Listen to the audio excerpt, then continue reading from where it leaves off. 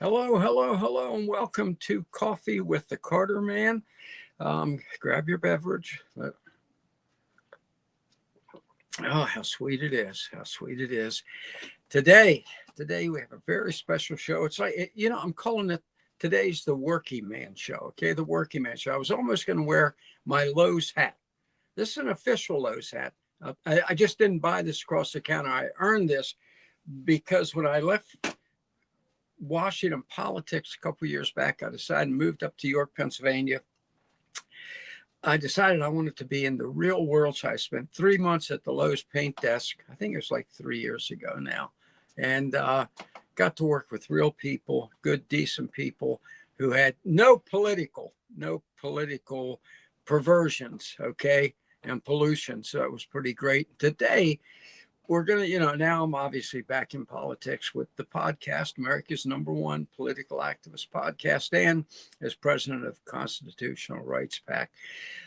But today we're going to focus on real world, workaday world, working people. As I always say, good, decent, hardworking, patriotic Americans. And as a matter of fact, our interview is with one of my favorites. And I'll tell you why. Let me set this up even before I go into my usual spiel about what we're going to do. Let me set this up because I got to tell you something. The average hardworking, patriotic, God-fearing American knows a lot more about what's going on in this country, really going on in this country, than the pack of liars in Washington. Okay, I think you remember my three rules about Washington. Nothing is as it appears to be. You can't believe anything they say, and we need the 6-year rule. Anybody who's been there 6 years, get them out. Well, real Americans know more. They're more honest. They're more upfront, and they're actually tired of being fooled, which is why Trump got 77 million votes. So today we have our usual, everybody knows the rules. We do the news and views potpourri. We go to the great guest interview. Then we finish up with predictions. And the prediction I have for you today, I think is going to upset some of you, but I got to be honest. So I'm going to give you an honest prediction. We'll see what our guests have and what Gary, our producer, has as well as his prediction. But we're going to start off with the potpourri, news and views potpourri, okay? And I got two major items for you. Let me get my hat out of the way here. Two major items for you. But before I get to them, I'm going to throw in a third, just because I'm so appalled. I want to show you a picture here. Here are the two most egregious people ever to receive a Presidential Medal of Freedom. Okay, the one on the right, my right. I know you recognize Bonehead Bono. The other one, Anna Wintour, the editor and publisher of Vogue magazine. The whole reads that thing anyway. And there's Biden giving them the Presidential Medal of Freedom, which is supposed to go to great Americans. Okay, so let's take a quick review, if I may. Is Bono a great American? Let's see now. He was born in Dublin, and he lives in Dublin. And he's a entertainer. That's all he does. He sings like a damn bird. If I look out my window, the trees are full of birds. That's what he does. Okay? And he's particularly vacuous mentally. Okay? So you say, he does own an apartment in New York he bought for $15 million years ago from Steve Jobs and has never lived there. Okay? That's what he thinks of America. All right? But there he is getting the Presidential Medal of Freedom from, of course, Joe Biden. So why would Bono get the Presidential Medal of Freedom? Well, here's a screenshot from YouTube. Can you read those headlines? Starting back in 1916, he blathers and babbles about his hatred of Donald Trump and even uses his concerts to propagandize against Donald Trump. And that's why this idiot got the Presidential Medal of Freedom. It's disgraceful. What about her? Okay. Got my little Buster Brown hairdo at age 80. Got my Buster Brown hairdo at age 80. Why did she get the Presidential Medal of Freedom? Well, let's see. She's who she had on the front of her magazine. Of course, models, emaciated models. But in addition, she had Jill Biden on the front of Vogue magazine. Very heavily airbrushed, I might add, Jill Biden, whom she referred to in the article as the goddess Jill Biden, and of course, his Dr. Jill. The goddess Dr. Jill. That's what she referred to her in the article. She had Michelle Obama with her wig on the front, and the article talked about how beautiful her hair was. It's a wig. She had Michelle on twice. Who didn't she have on? Well, let's see. How about she didn't have a genuine, beautiful supermodel, the most beautiful first lady in history, Mrs. Trump, Melania Trump. That's why she got a Presidential Medal of Freedom from bonehead, bumbling, stumbling, fumbling Joe. This is disgraceful. This is disgraceful. Okay. That's where our country is now with this idiot. It's beyond belief and out of control. All right, now let's get to my real two main points. First of all, I got emails and text messages. And by the way, you send me an email, write me a text message, I'm going to answer. I always do. So I want to make that clear. So feel free to do it, 202-664-6190, clclclues@gmail.com. You can just play it back and write those down so I don't have to repeat them over and over. But you got them. Get hold of me. I always answer, and I appreciate your comments and occasionally your queries. And some of the queries have been, where do you come from? Who are you? I got a quick cut video here to show you who I see myself as. Gary, can you roll that real quick? Get off my lawn. Did you hear me? I said, get off my lawn now. Get off my lawn. Yeah, I consider myself the political Kowalski, okay? Telling the liberals to get off our lawn. And it actually is what I've done my entire life. I was in Washington in politics for 50 years. Started out, I'll make this brief just because so many of you said, what's your background? We watch, but we don't know where you came from.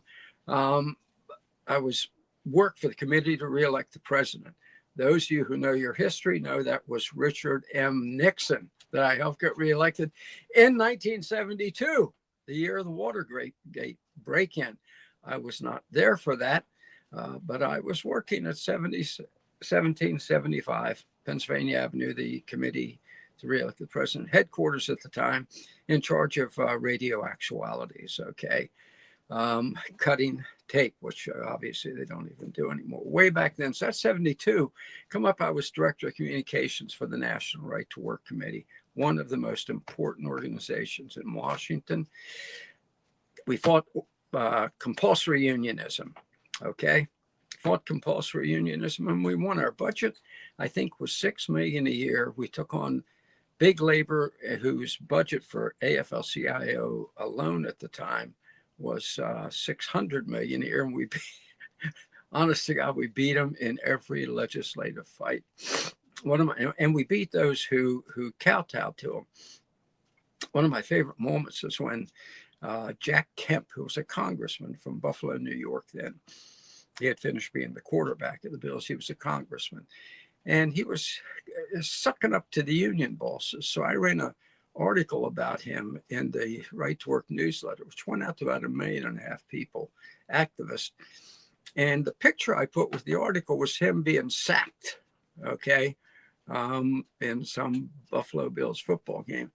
The man was livid. He called Reed Larson, the president of the organization, in the middle of the night, saying, that guy Clues is nothing but a domestic terrorist. Okay, so So that was National Right to Work Committee. Went on from there to be Director of Communications with the U.S. Senate. Created 40 new programs. I was the communications director for the whole Senate majority. That wooden thing in the back there is a award I got. And the plaque says "Who dares wins," because we created 40 new programs. First ever satellite feed from the U.S. Senate, even before C-SPAN. First ever radio actualities from the U.S. Senate. Just a lot of stuff. Even the New York Times did a laudatory piece. Okay, I'm almost ashamed to admit that, but they did. They couldn't stop. Phil Jones, who was the correspondent for CBS at the time. And once this thing really got rolling, he called me aside one day. He was always smoking a cigar. He says, "Close, I want to tell you something. Had I known what you were going to do when you got here, I would have strangled you in your damn cradle." Okay, so he was pretty adamant. He was a liberal. He was a liberal with CBS. So went on from there, the bunch of Americans who live in the government, and director of communications for Judicial Watch. Took them from 200,000 followers to 10 million in 18 months. So we did pretty good. Pretty important there. So there you go. You asked me about my background.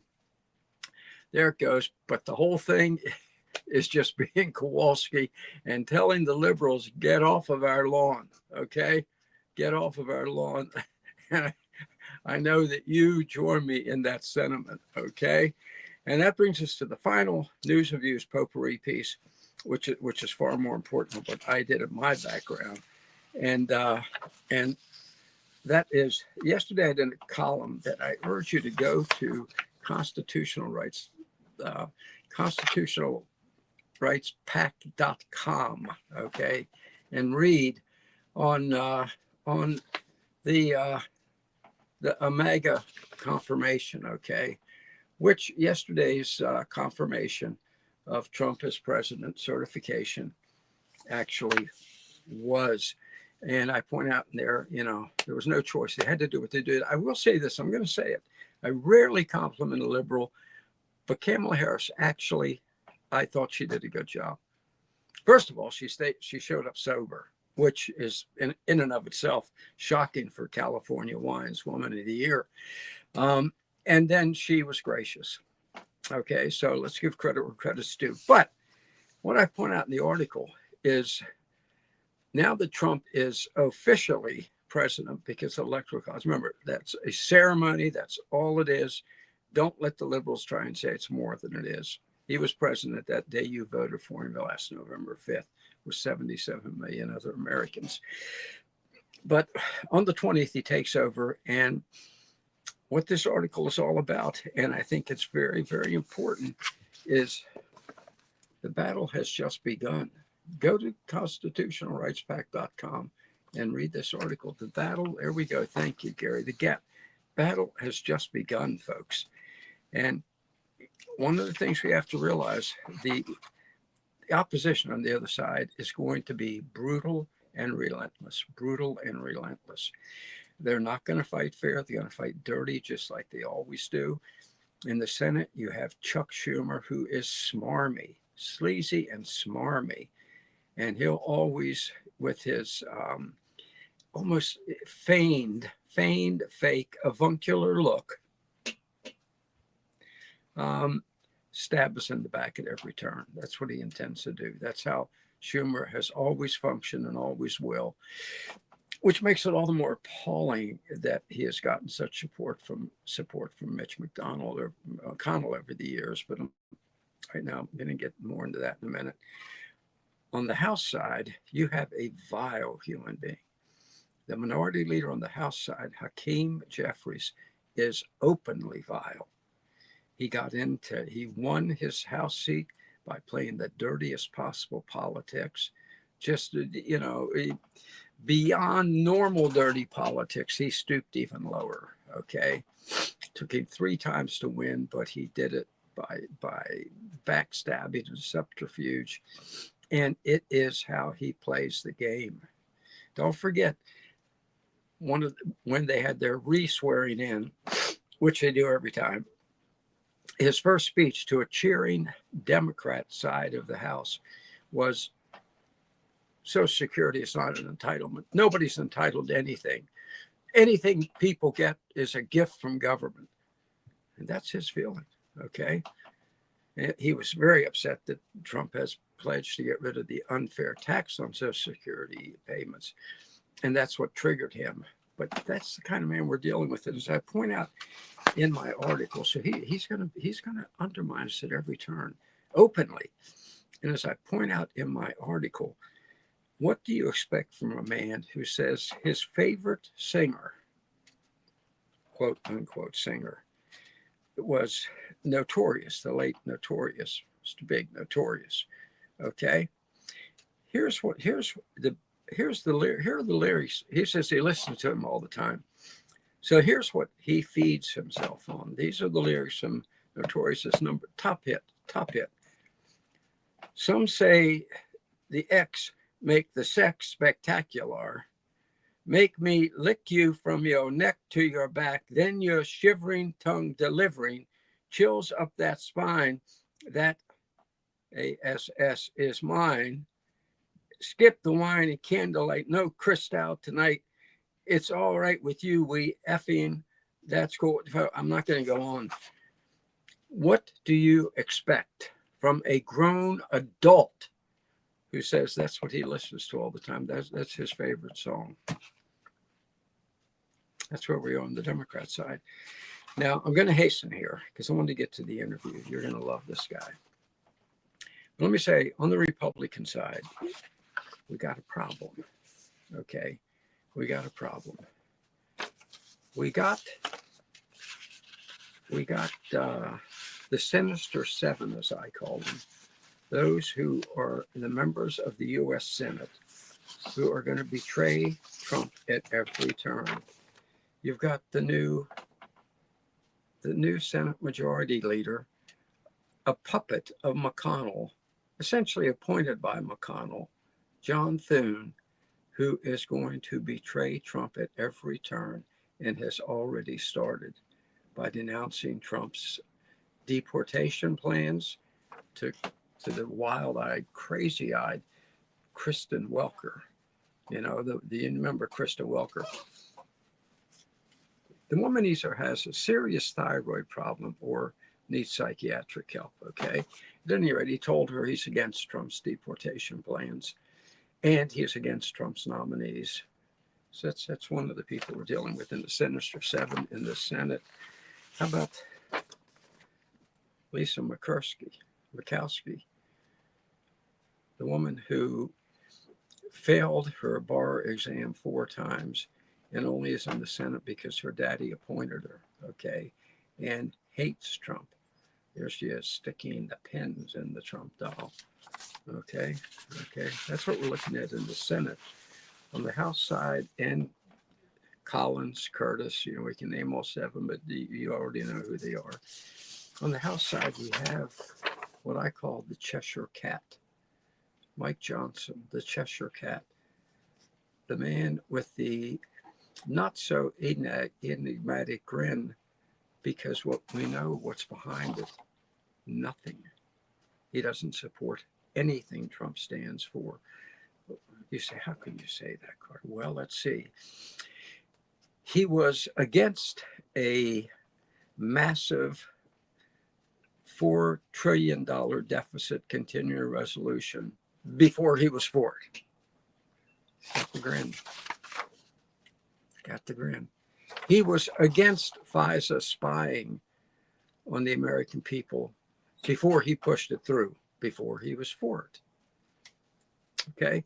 He was against aid giving Zelensky $68 billion more to stick in his damn pocket. Look at the grin there, before he was for it.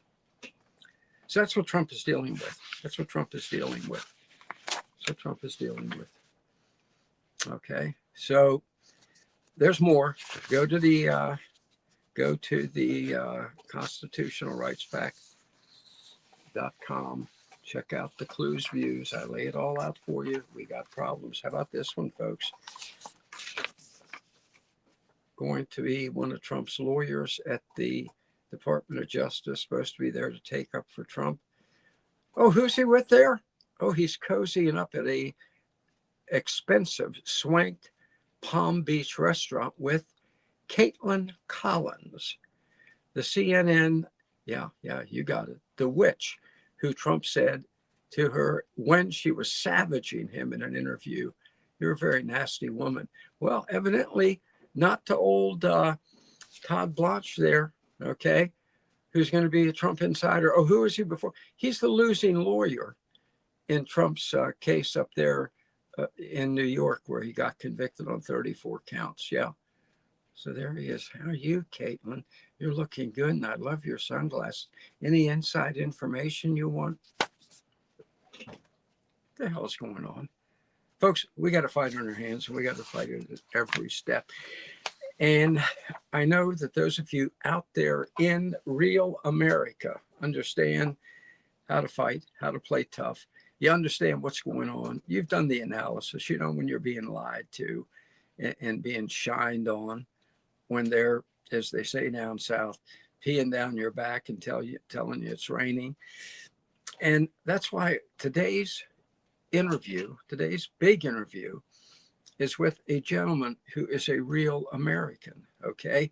And there's a reason for that. I want to drill this home.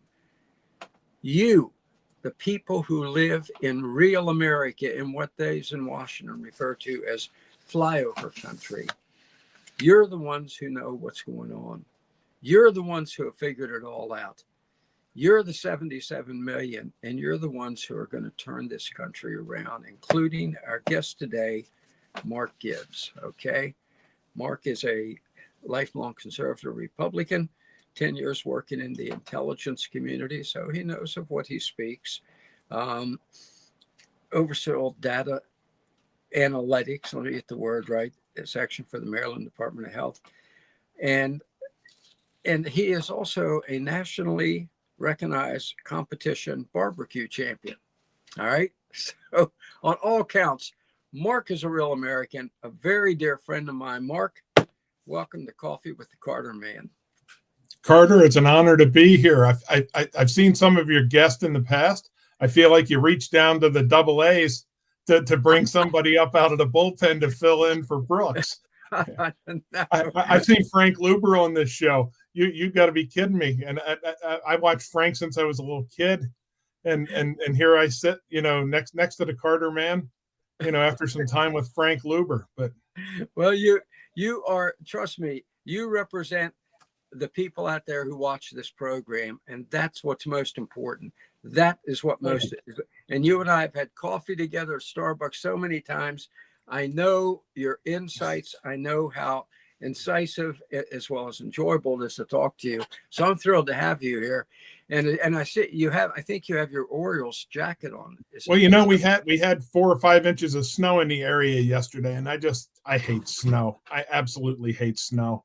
So I figured I'd put this on and think we're getting closer to spring training. We're getting closer. We're getting closer.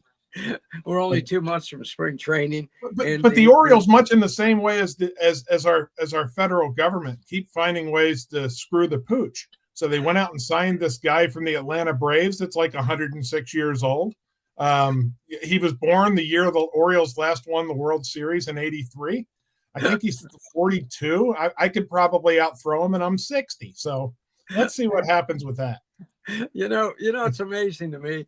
And I don't want to get too far afield because we do want to talk politics, but I know you're a great sports fan like I am. I know most of our viewers are great sports fans. I was saying to someone the other day, what goes through the minds of the owners of these teams when the Jets decide, oh, we'll get a 42-year-old quarterback, and he'll be as good as he was when he was 26. The Steelers say, we'll get a 36-year-old over-the-hill quarterback, but he still got it. You think that's why you just lost 4 games in a row. Right. And then the I think is it the Falcons who got the aged what the hell's his name? Their quarterback who they finally just have to told we can't let you play anymore after he threw 9 interceptions Yeah. in 2 games. Kurt, what's his name? I can't even remember. I his can't name. remember his name. I am horrible with football names these days. I'm But, terrible with it. But it's like I'm 78. I feel like I ought to throw my hat in the ring and say, Yeah, absolutely. well, yeah. So I'm glad you brought that up. But on to politics. Sure.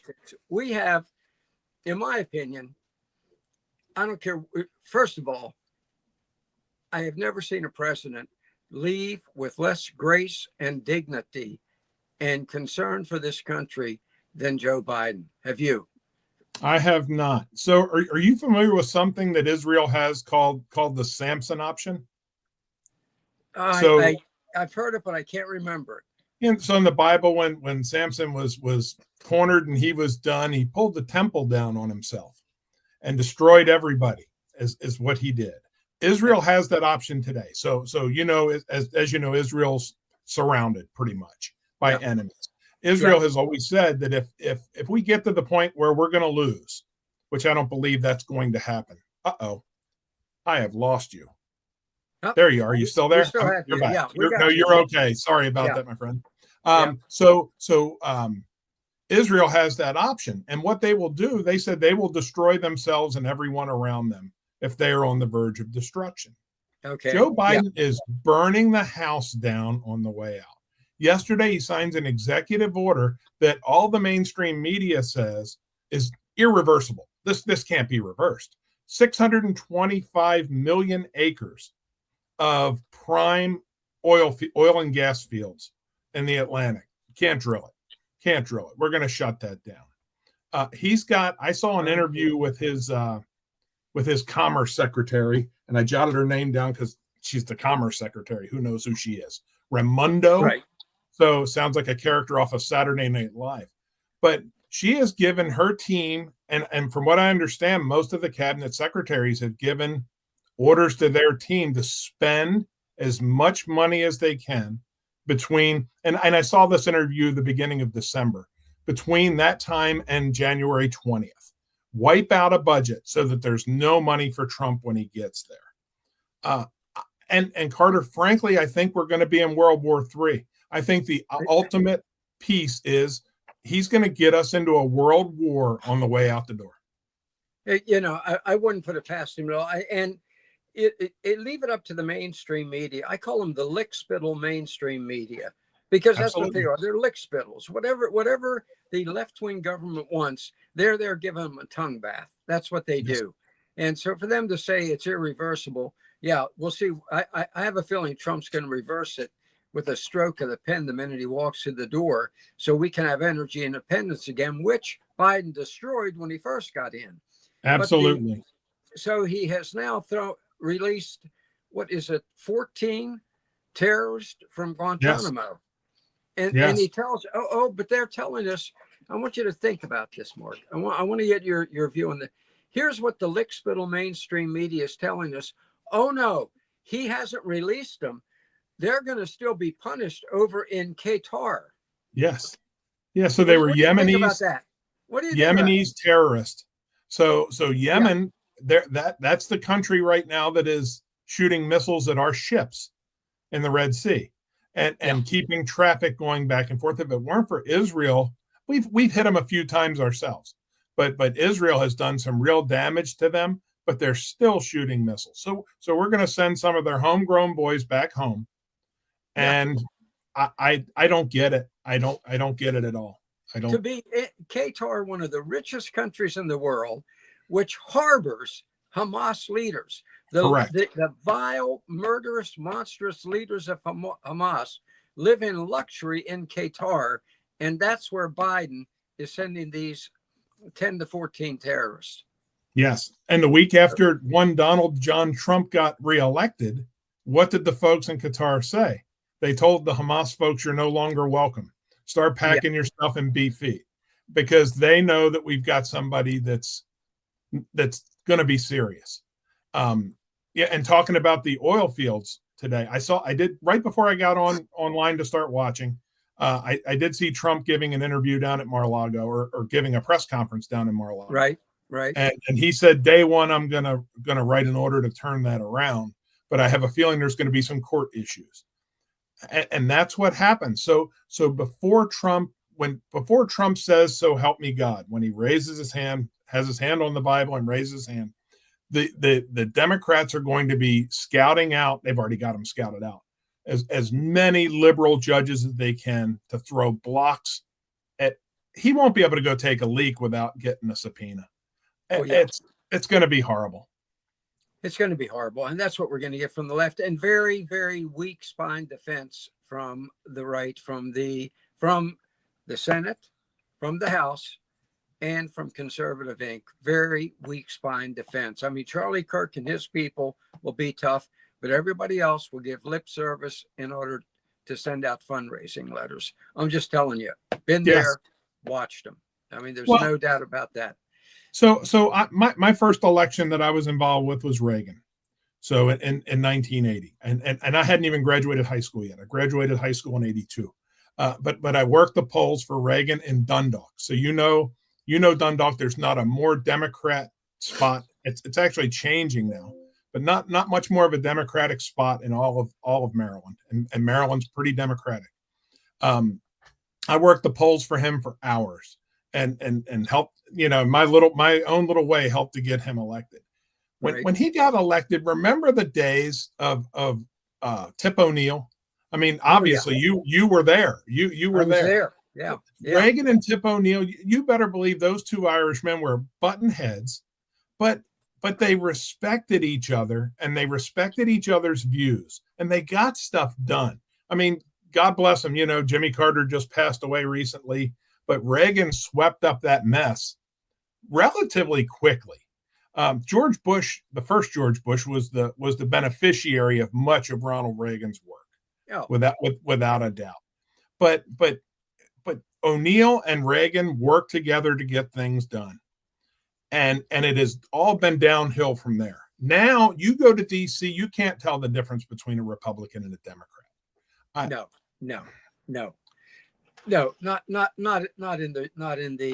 not in Congress, not at all. They are, behind the scenes. They are, I always used to say it's a wink and a nudge. That's what they do. And the Republicans will actually say to the Democrats, you go ahead and do that because we can do fundraising on that. I mean, that's how bad the situation is. By the way, you brought up Jimmy Carter. I'm sorry. I need to be, yeah, exactly. I got to be honest with you. That man was the most useless human being on the face of the earth. We hear all this now about, what is it, Biden saying what a decent human being he was. No, he wasn't. The man was just nasty and vile in person. I had General Singlab. You remember the great World War II general, one of only 3 Americans to parachute behind Nazi lines to help lead the French resistance. And when I worked with him, he was helping lead the Contras against Ortega. And if you recall, Jimmy Carter, in a fit of anger, pulled a General MacArthur on him. Singlab was the general in charge of our troops in Korea. Mm-hmm. And Jimmy Carter announced, we're going to bring our troops back from Korea. We don't need to. And they asked Singlab the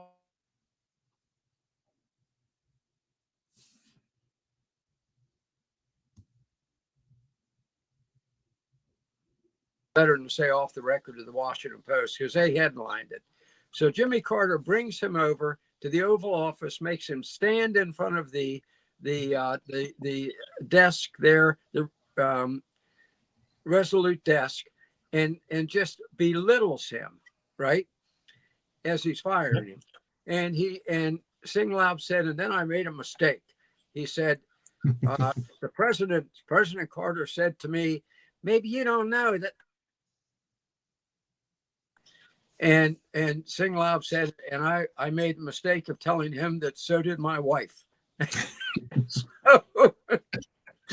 Carter went through the ceiling. Carter was a very petty, nasty little human being and totally anti-Semitic. Yes. Yeah. I remember the pictures of, remember the Camp David Accords. So Sadat and Begin, and Jimmy Carter never found a camera he didn't like, and he put on that big old peanut smile, But Jimmy Carter's a good lesson in politics as well, though. If Jimmy Carter were a politician today, he would have still been in office at 100 years old, and they would have been wheeling him in the Senate to go in and vote in the Senate. So Jimmy Carter went out, he lost to Reagan, went out relatively gracefully. So he went and built some houses, and he went and oversaw some elections, blah, blah. But he's gone. Now you can say some decent things about him. But now what you have, look at Nancy Pelosi, look at Mitch McConnell. God love him. I love Charles Grassley. But Chuck, it's time to go, bud. You're 92. Chuck, what is he, 92? 92, I believe he is.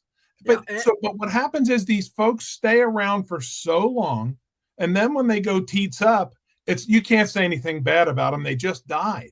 Well, dang on, if they would have retired 30 years ago like they were supposed to have, we'd say good things about them, but you won't give us a chance.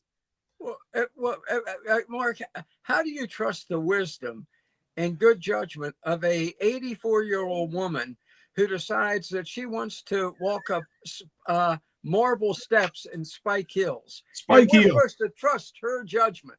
Spike Hills. We've never trusted her judgment from the start. We knew who her daddy was, didn't we? Yes, we did. As a couple of Baltimore boys, we know the D'Alessandros. Yeah, tell our viewers who her daddy was.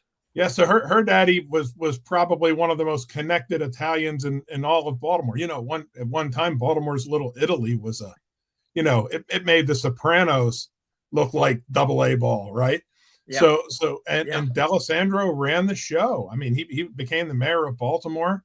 An old friend of mine who has passed away a couple of years ago, I remember him telling me stories about, I used to run numbers for Tommy D'Alessandro back in the day when he was a little kid.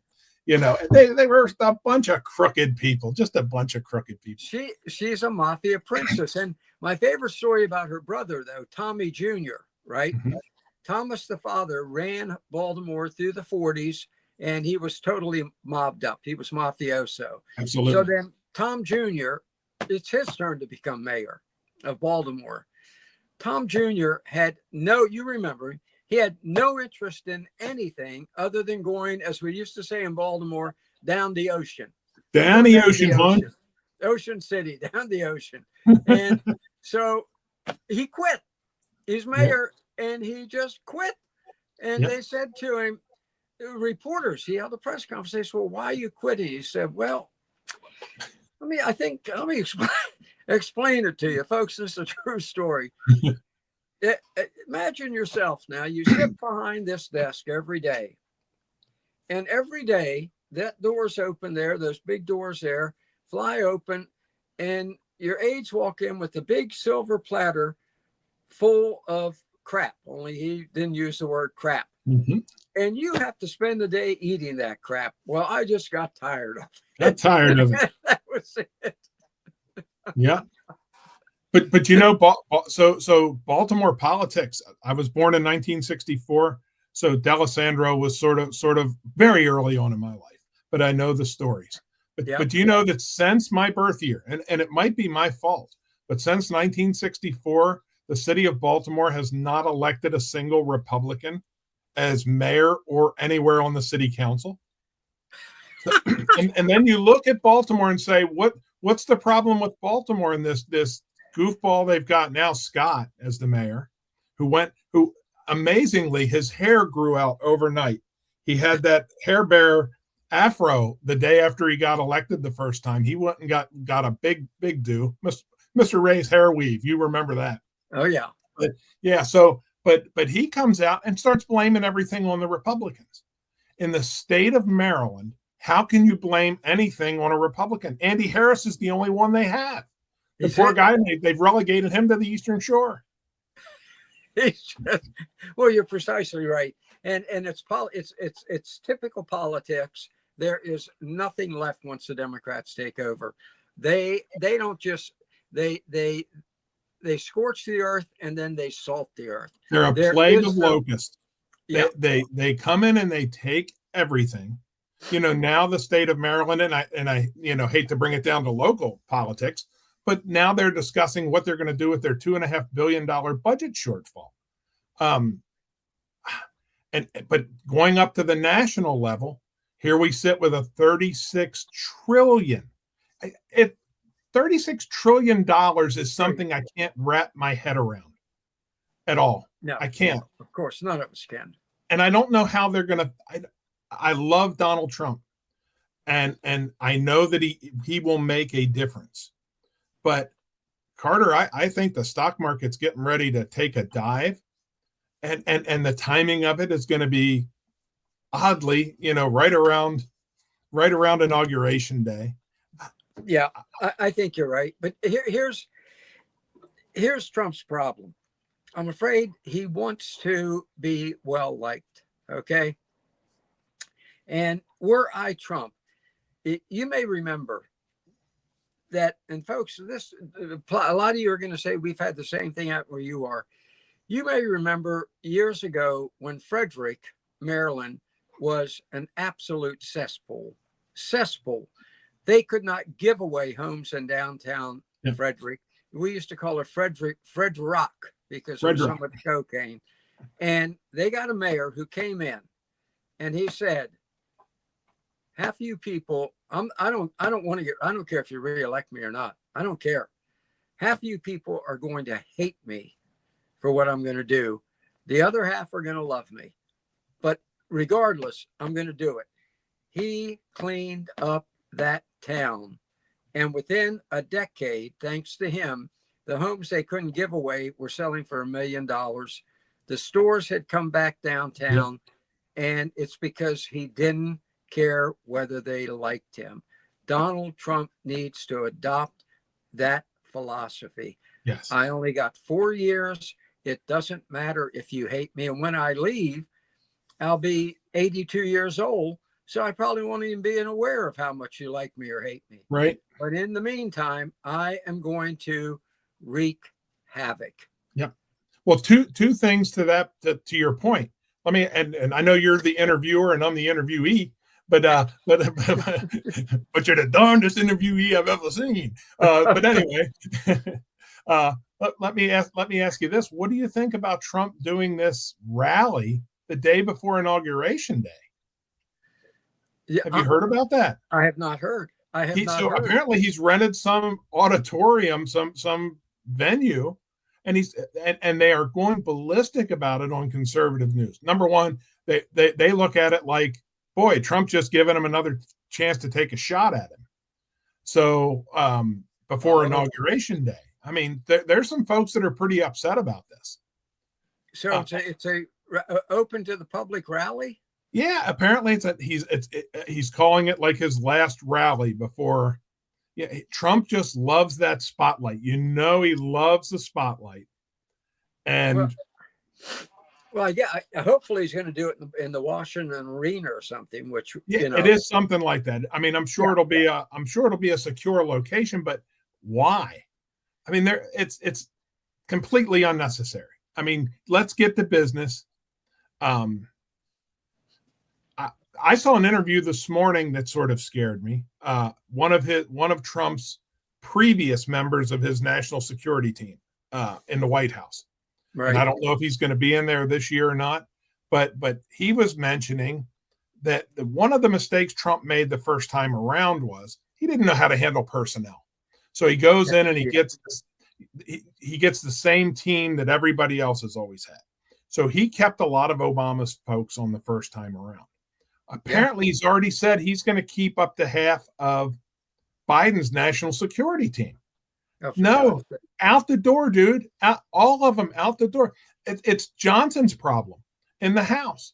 I think you and I talked about this the last time we had coffee together, that he inherited the folks that were Boehner, or not Boehner's, whoever the guy was before. Ryan. And Ryan inherited them from Boehner.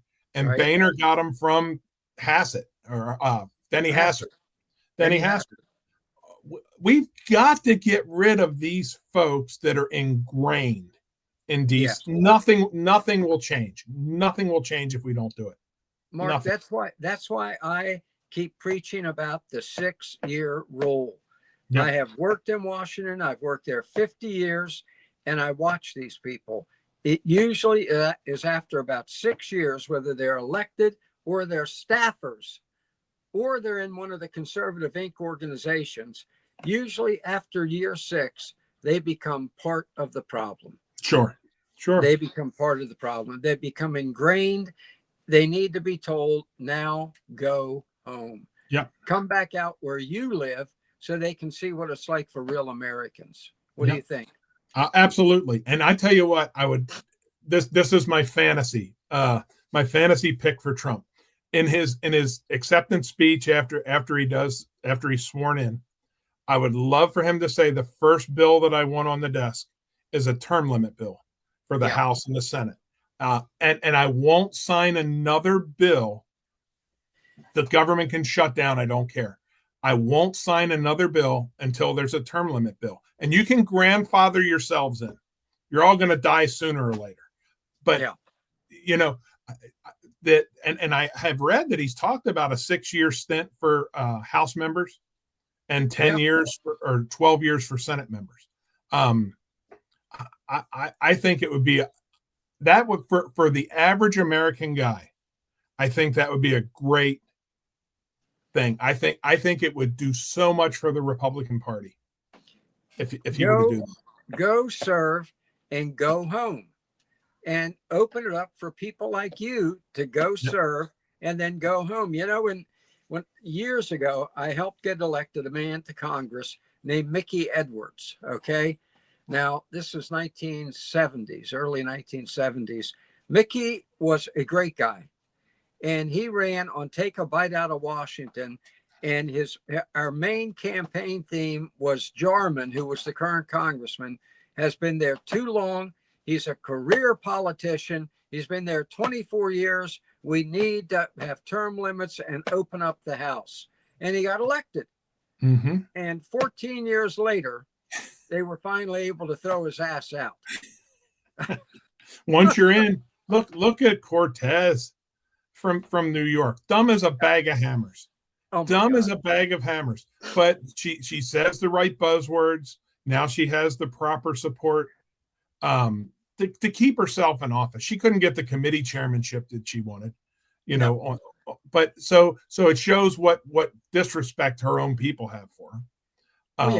She is, you know, I always tell people what Cortez really is. Years ago, I did infomercials, and we featured Mickey Gilley in one of them. Do you remember Mickey Gilley? I do remember Mickey Gilley. Stand by me. Stand by me. From the window looking down. And his big hit, The Girls All Look Prettier at Closing Time. At closing time, that's right. So we were shooting. I said, can I come up here on the stage and sing that song with you? And he said, well, come on up. He was sitting there. We were just rehearsing. He had no shirt on, sitting at the piano, and we went up and sang it. And I've always felt that he really wrote that song about her. The great line in it about Cortez, the fallen angels of the backstreet bars. And the backstreet bars. And that is her. And she ends up in Congress because Soros puts her there. Yeah. And she came from money. She put on the poor mouth, you know, that I'm just a poor bartender, blah, blah. Apparently her parents have money. Well, sure they do. You know, I am just so sick of all of them. Look, you and I are both Pennsylvania guys now. When we look at our representatives and we say, wow, John Fetterman seems to be making the most sense of most people in Washington, D.C. It just tells you, dude, our hat's on backwards. There is something not right. Come on, man. John Fetterman's talking common sense and the rest of D.C. sounds stupid. Oh, no. The rest of them sound stupid. You're a guy who, in the intelligence community background, I'm going to ask you something. Do you think that the FBI didn't just cover up what just happened in New Orleans, but may have even been part of it? That wasn't my area was signals intelligence, not covert ops. But right. Carter, I got to tell you, I don't put any of it past any of them. we still haven't heard about I hate to say January 6th, but we still haven't found the identity of the pipe bomber at the Democratic National Headquarters. Gee, I wonder why. Because it was an inside job. This guy down in New Orleans, I'm sure he was a homegrown guy. The guy that blew up the Tesla out at Trump Towers. One day we're going to get some information on all this stuff. I don't know. I'd love Kash Patel to be the FBI director, but because I think he would spit out a whole lot of information. But that remains to be seen, I guess. Yeah, I love Kash Patel. Here is why I asked you about the New Orleans thing. At first, I just looked at it and said, it's a cover-up. They're covering up what really happened. They sent out that DEI woman who could not speak in complete sentences. Wow. The FBI spokesperson who had announced this is not a terrorist event. And those are her words. Then they realized, people like you, real Americans, had figured out it is a terrorist event. And gee, I guess it is. Then just this morning, I read an article by Robert Spencer. Do you know Spencer? No. Writes for Frontline, I think it's called. I like the guy. And he said, don't forget the Garland terrorist attack in 2016. Yeah. And it was triggered by, they found out later, an FBI agent had sent a 3-word message to the Muslim ISIS terrorist who did it. The message was tear up Texas. Yep. It's you have to. Yeah, I'd love the story to come out about January 6th, the whole Ray Epps piece. So he had to be an FBI insider, right? And the FBI has finally admitted, we did have people on the ground. But we didn't tell them to do anything. We didn't tell them to do anything. You cannot believe a word any of these folks say. Not one word. Look at the idiot press secretary. Look, you've been a DC guy for a long time. I have followed this to my wife's chagrin. I have followed this stuff way too much for way too many years. People do not hold jobs for 4 years during a presidential administration because it's hard work. If you take it seriously, it's hard work and it's taxing work. Corinne Jean-Pierre, she's just like surfing. She doesn't care. She's collecting the check and she's happy. The same with John Kirby. There was a time where I had some respect for John Kirby. That dude would rather lie than eat these days. He can't keep his own lie straight. Inveterate liar. Just an inveterate liar. Yeah. We're almost out of time. I know you, like me, and like most of our viewers, like most of the 77 million that voted for Trump, you're a Christian. Yes, you have very devout views, just like I do. We've talked about it. Syria. Okay. The United States clearly went in to destroy Syria. They did to Syria what the CIA did to Syria, what it had done earlier to Libya. Went in just deliberately to destroy a country. There's nothing left of Libya. And now most people are saying there will never be a Syria again. Right. It's been that dismantled. Turkey's already moving in. Turkey's moving in. Israel's moving in, taking chunks of. I mean, there's not going to be a Syria because our CIA went in to destroy the country. They didn't go in to rebuild it. They didn't go in to make it a democracy. They went in to destroy the country, and they have succeeded. The Bible tells us at end times, Damascus will be leveled. Isaiah 17. Okay. Isaiah will be a ruinous heap. A ruinous heap. Essentially, not a stone left on a stone. Yes. The developments now, does that seem to you to be leading us more in that direction, fulfillment of that? I 100% believe that. I as a Bible believing Christian, I am for those that know, I'm a believer in the pre-tribulation rapture of the church. I believe I believe Jesus is coming for his church soon. And Isaiah 17, depending on where you look, I mean, from a scholarly perspective, whether that destruction of Damascus happens before, and Damascus is the oldest standing city, populated city on the planet. Yeah. It's been there forever, and the Bible says it'll be gone. With everything that is happening in Israel, with what the Russians are doing, and I'm going to tell you, I mentioned Turkey before. Erdogan is the wild card in this whole thing. Remember, Turkey's a NATO ally. Yeah. But Turkey's been talking to Russia about palling up with Russia. And another Bible verse, or Bible section, Ezekiel 38, which is the great war that ends in Armageddon. Turkey and Russia are part of that war. So part of that war. And I think the Bible says that Iran will be will be in Persia. the Russian axis, right? Yep. The kings of Persia. Yes. The kings of Persia. Yep. And that was Iran. And that was Iran. Yeah. I mean, it's right now we're living in really interesting times. I spend way too much time watching the news and following up on prophecy and seeing what's going on. The bottom line, I am thrilled. And I told you this the last time we had coffee. Thrilled that Donald Trump got elected. Voted for him, encouraged my friends to vote for him.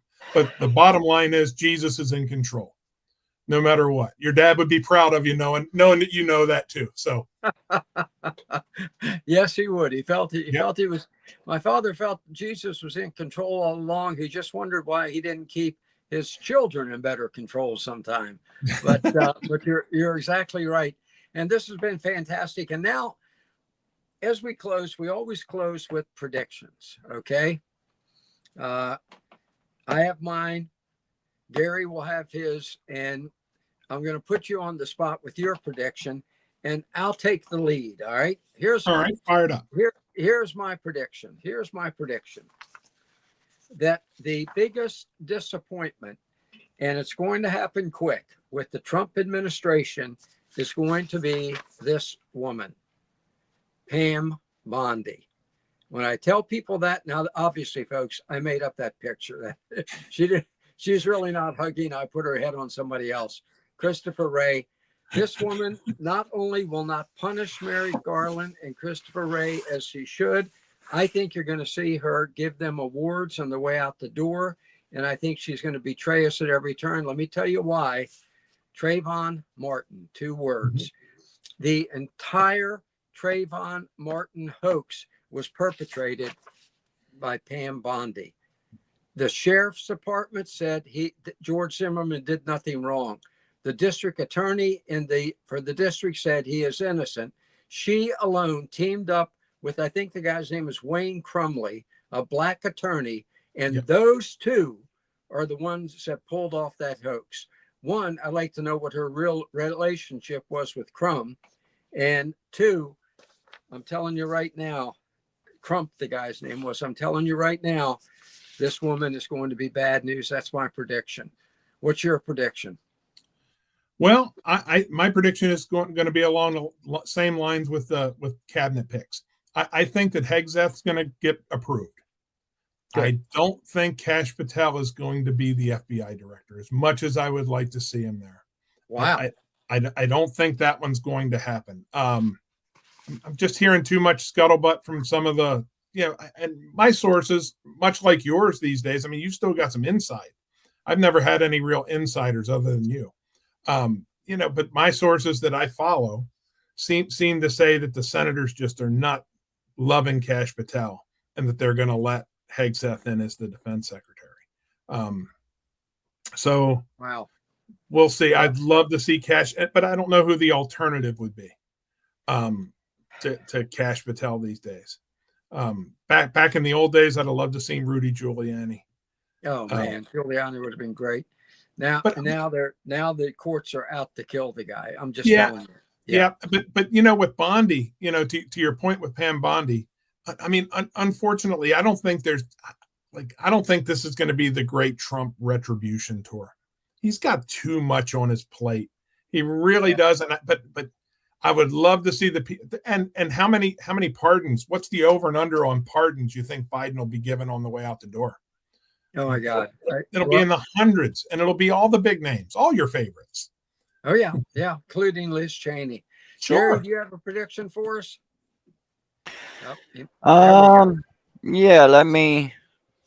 and Sam, good. I All think right. I'm on sort of the same page as Mark here. I don't believe half the things we want done that Trump fully intends to do are going to get done, and I think it's because, like he said, and I've been saying this since Christ a month and a half before Election Day, they are doing everything possible to have a full course meal for Trump.